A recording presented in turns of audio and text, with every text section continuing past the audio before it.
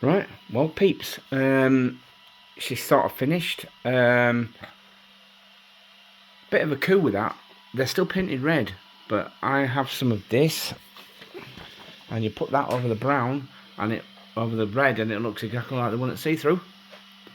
Only it isn't. Right now, just a word to the wise to people: don't buy these. It's what is it? It's supposed to be a permanent sort of acrylic marker pen. If I touch that with my fingernail, it just comes straight off. Now, whether it doesn't work on Lexan and nobody thought to tell me, I don't know. But the body shell is finished. All the silver bits are now red. All the orange bits are now red. The truck bed is in. The bits from the other truck are now in this. They didn't go very well on the windscreen, but it doesn't like to go around curved surfaces very well. But yeah, she's done. I've still got some decos to reapply, but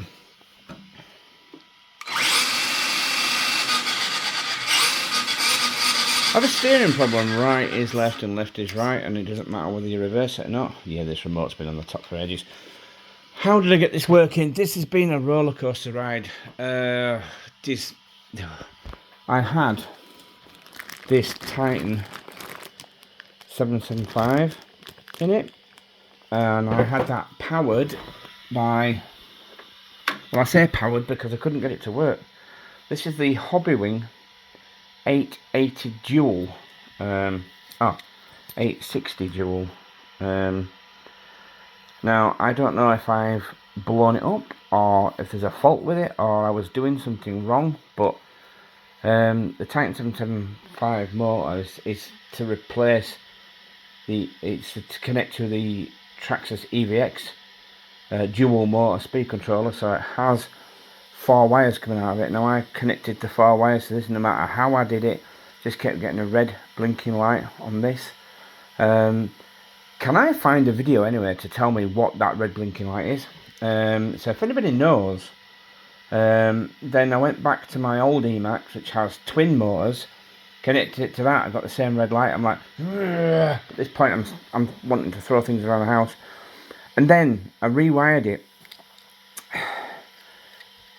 There's a blue and a yellow and a blue and a yellow, so I wired it black to red, the same.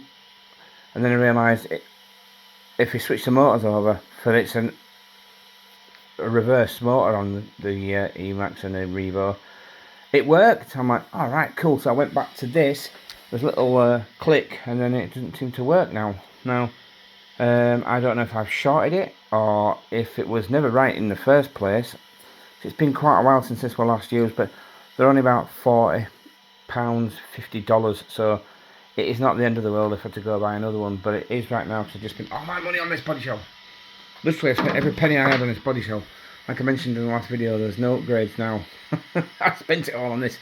But, where is it? Yeah, I had this thing knocking around. I showed you it in the last video. I had a great big brushless motor in it. I've stolen the entire electronic system because it was all wired together in one. So I just dumped it in there. In one. That's 150 amp quick run ESC. The Traxxas servo and the receiver for that. And this wonderful brushless motor. Now, this thing is now technically 6S capable. I don't think the drivetrain will take 6S, it's literally just on 2S at the moment, but the remote has 3 settings. Slow,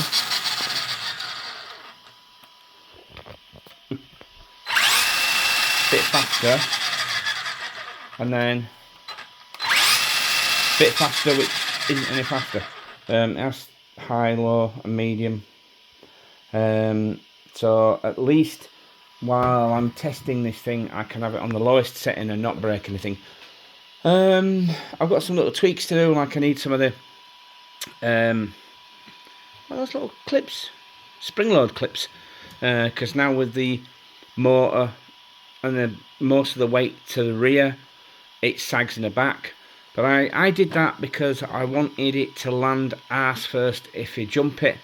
I find that does less damage if it lands flat or rear first. The bottom then just badumps rather than bang. So that's just my personal preference. This is a heavy old lump, and I like to think the weight is more or less 50-50 on this now. I would like to get some wheel weights, a weighing system, to find out just exactly what the weight distribution is on this. Because I like to think, when I drove this thing before, it's exactly set up as it is now. In fact, I've had this motor set up in here until I got the Titan and went brushed with it, and it slowed it down a little bit, and that was good, because slow means no damage. But it was quick enough to jump over, quick enough to get some air over some bumps. Yeah, so there we go. That's where I'm at. It's been like a nightmare. I've tried every single receiver, every single controller, and none of them. I've even charged the battery because I thought, could it be LVC cutting in? Could it be no signal from the receiver? It's like I've tried everything, and I think it was just purely because I had it wired wrong. But in finding that out, I think I've broken it. So I don't know how you would test that now, other than to wire two separate motors to it and try again. Yeah, so there we go. I've still to mount. I need to buy. I spotted a bargain today. While I was mooching around my box of spares, I found some old Emaxx 15 short arms. Now they're rare as rocking horse shit now. Everything's either the longer Emaxx 25s or the Emaxx 39 or something. It's rare to find the shorter ones, so I found a pair for $8, so I bought them out of my own pocket. I've no money left now, but so there we go. That was the money I would have been spending on the battery tray. So I'm gonna screw this down for now. I need to get some Velcro straps on it, and then job's a good one. It'll do for now. I can get it out and do some testing. But I took it out in the garden in the sunshine today and took some photos of it, and this thing is it's an unwieldy thing. I'm trying not to scratch all that paint off. That is very difficult. Right, so yeah, yeah, I'm quite impressed with how they still look see-through, even though they are not. That's what I meant to show you. They are painted inside, so just yeah. I'll put some black trim around the edge. I'll show you the old body shell. Bear with me for one moment. I'll just pause you. Right, so I'm back again. So yeah. So what have I done? I've glued this down, put some screws and a piece of aluminium across the back, some screws and some aluminium underneath there, and some screws and some bits of plastic in there. So because I just didn't think the contact adhesive was enough on its own. It's a bit unsightly, but I'll cope with that. Yes, the back end, to find one of these with the arse end intact is, other than a brand new one, is rare. Believe me, I've looked. The exhaust comes out there on the original FG model, and everybody just being lazy just cuts the damn hole out. And yeah, so it's rare to find one, which is why I spent the money. They're the grills from the old car. Like I say, I need to put the headlight decals back on. I left them silver. I was planning on clearing the windows and the headlights, but I forgot to clear the back of this, and I've painted on the top red, so that didn't go as well as I'd hoped. You don't pick it up on the camera, luckily. Right, so the original shell is now just headlights are lying around somewhere. Bear with me. Messy kitchen. Messy kitchen. Bear with me. Right, so this is what's left of the original shell now. Now, this is still savable, actually.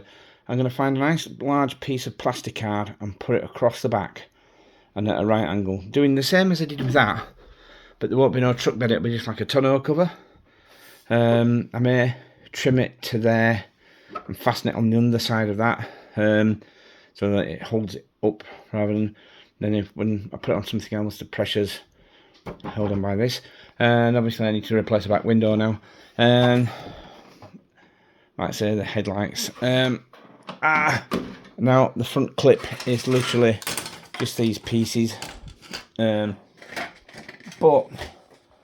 if I can just bridge the gap with a makeshift grille and bumper, make it look like a racing grille, I'd actually thought, because this is the back piece I made to cover the hole, so I may take a mould from the inside of that and just cover the, you know, if it's only this piece I need to, this piece I need to sort of replace. So I'm actually thinking about making some sort of cage for this, and leave it open so you can see the motor underneath. Do like I have some solid axles that came from the Land Rover, if you remember that. They're quite wide, so if I put a large offset wheel on, they will fill these arches nicely. So I've got some chassis rails with an extension kit. I've got the axles. I've got a spare gearbox for a crawler, so I may make this a crawler. That could work. I mean, it's light, so yeah.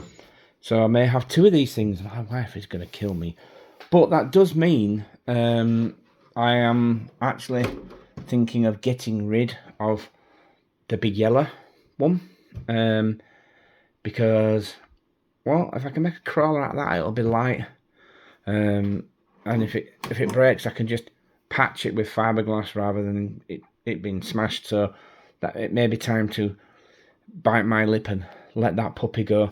Anyway, so that's where we're at. Big Red, I'm going to call this now, is working. I don't know if I'm going to put any decals on it at all other than the headlights and taillights and number plates, because that's just so clean. I just can't, I can't mess with it. I just can't mess with it. It's just, you know, when you start something, you think I can make it look respectable, but I love this thing. I absolutely love it. I'm actually tempted to make a lowrider chassis for this and make it like Brian's truck in Fast and the Furious. I said I wasn't going to do that, but it looks so much like an F-150 Lightning that I might have to do it. The little Emaxx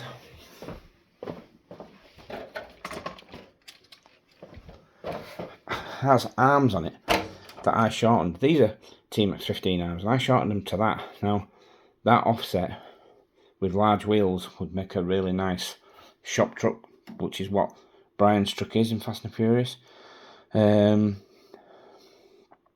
Make a lowrider chassis for it. It doesn't need to have a huge travel on the suspension, so maybe that's a project for the future.